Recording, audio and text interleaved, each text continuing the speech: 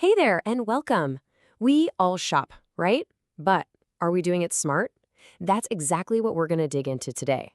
We're talking about a simple but super powerful playbook that can completely change your shopping game. So, what's the secret sauce? What really separates a smart shopper from, an impulsive one? You might think it's about having a huge budget, but nope, that's not it. Or maybe knowing about some secret exclusive stores? Not really. The real difference? It's all about having a method, a playbook. And to really see this in action, we're going to follow two people.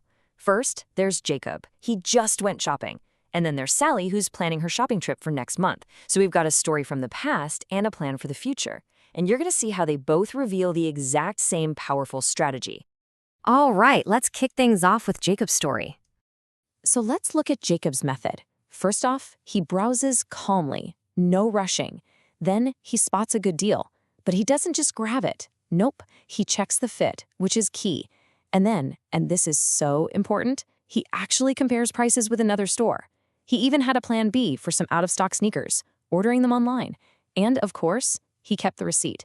You can see how every single move he makes is totally intentional. And that jacket is the perfect example, isn't it? He wasn't just buying a jacket. He was hunting for value. He saw that original high price, which usually means better quality, but because he was patient, he got it for way, way less. See? That's what happens when you don't rush the process. And what's the end result of all this?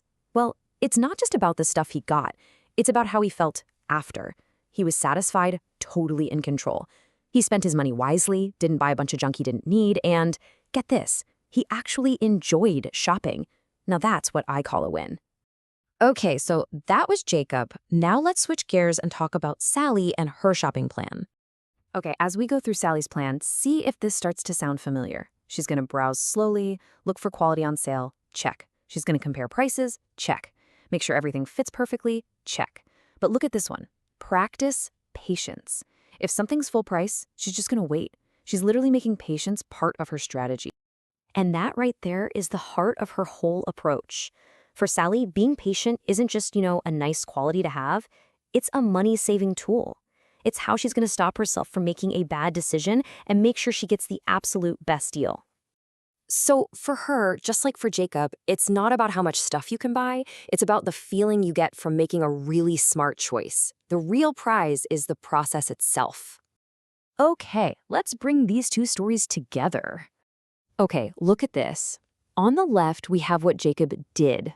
On the right, what Sally plans to do. He found sale items, she's looking for them. He tried stuff on, she plans to. He compared prices, she will compare prices. It's literally the exact same strategy. One is looking back, one is looking forward. This isn't just a fluke, you guys. This is a proven method. So let's boil this all down into something we can actually use. What Jacob and Sally showed us is basically a blueprint for smart shopping.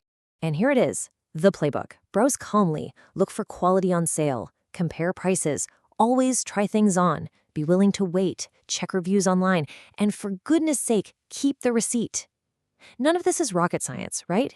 But when you put it all together, it's a system that guarantees you'll make smart, satisfying choices. This is what separates the pros from the amateurs. So there you have it. We've laid out their playbook. It's simple, it's effective, and anyone can do it. Which brings us to the big question, what's in your playbook?